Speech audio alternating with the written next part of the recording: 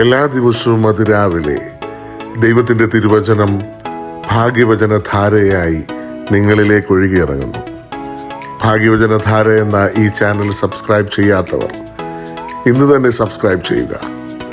ഞങ്ങൾ അപ്ലോഡ് ചെയ്യുന്ന തിരുവചന സന്ദേശങ്ങൾ യഥാസമയം നിങ്ങൾക്ക് ലഭിക്കുന്നതിനായി ബെല്ലൈക്കൺ അമർത്തുക.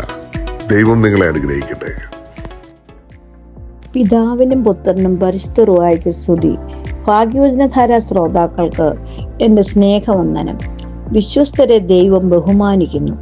അപ്പോൾ അഹീമേലെക്ക് രാജാവിനോട് ഉത്തരം പറഞ്ഞു, നിന്റെ എല്ലാ ദാസന്മാരിലും ദാവീദിനെ പോലെ വിശ്വസ്തൻ ആരുണ്ട്?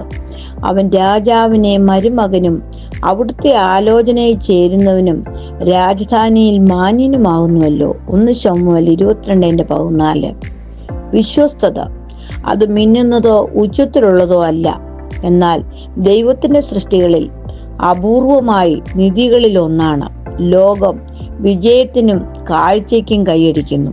ആരും ശ്രദ്ധിക്കാത്തപ്പോഴും സത്യമായി നിലനിൽക്കുന്ന ഒരു ഉറച്ച ഹൃദയത്തെയാണ് ദൈവം അന്വേഷിക്കുന്നത്. ദാവീദ് അത്തരത്തിലുള്ള മനുഷ്യനായിരുന്നു.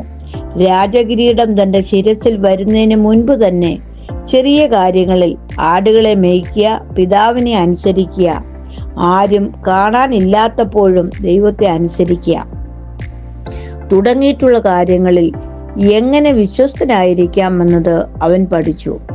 ശൗലിന്റെ അസൂയ രൂക്ഷമായപ്പോൾ, കുന്തങ്ങൾ പറക്കാൻ തുടങ്ങിയപ്പോൾ ദാവീദിന് തിരിച്ചടിക്കാൻ കഴിയുമായിരുന്നു.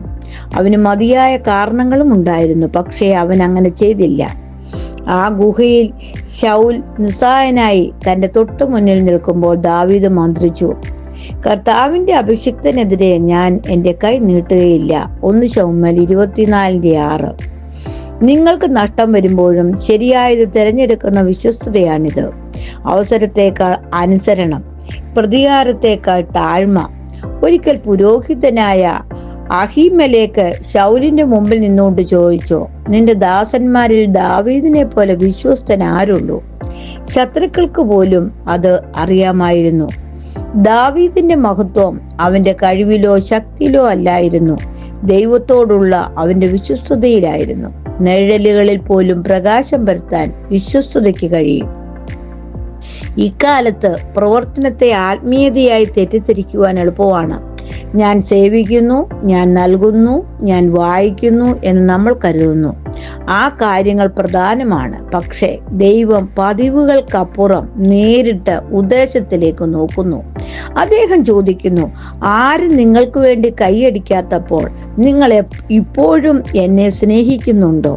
ഒന്നും മാറാത്തപ്പോഴും നിങ്ങൾ ഉറച്ചു നിൽക്കുന്നുണ്ടോ?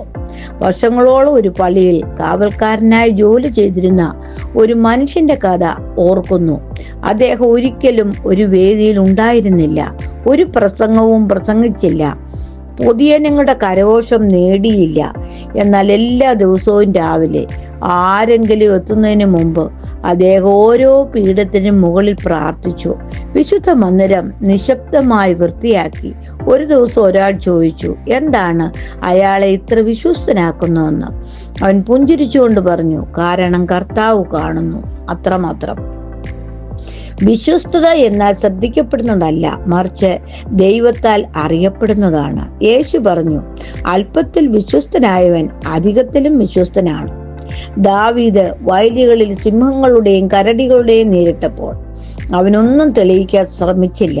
അവൻ തന്റെ ജോലി നന്നായി ചെയ്യായിരുന്നു. എന്നാൽ ദൈവം ആ നിമിഷങ്ങൾ കണ്ടു പറഞ്ഞു, അവൻ ആടുകളെ വിശ്വസ്തയോടെ മേയ്ക്കാൻ കഴിയുമെങ്കിൽ അവൻ എൻ്റെ ജനത്തെയും മേയ്ക്കാൻ കഴിയും. അതിനാൽ നിങ്ങൾ നിശബ്ദമായി സേവിക്കുകയാണെങ്കിൽ നിങ്ങൾ കാണപ്പെടാത്തവരോ മറന്നുപോയവരോ ആണെന്ന് തോന്നിയാലും നിർത്തരുത്, തുടരുക.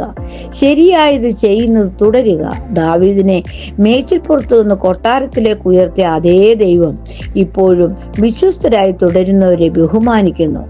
നിങ്ങളുടെ പ്രാർത്ഥനകൾ, പരിശ്രമങ്ങൾ, മറ്റാരും അറിയാത്ത നിങ്ങളുടെ കണ്ണുനീർ പോലും അവൻ കാണുന്നു. അവന്റെ സമയത്ത് അവൻ നിങ്ങളെ ഉയർത്തും. സാധാരണ കാര്യങ്ങളിൽ വിശ്വസ്തത പുലർത്തുക. അസാധാരണമായ കാര്യങ്ങളിൽ ദൈവം നമ്മളെ എല്ലാവരെയും അനുഗ്രഹിക്കുകയും ബഹുമാനിക്കുകയും ചെയ്യും. എല്ലാവർക്കും ഒരു ശുഭദിനം ആശംസിച്ചുകൊണ്ട് നിർത്തട്ടെ. നന്ദി.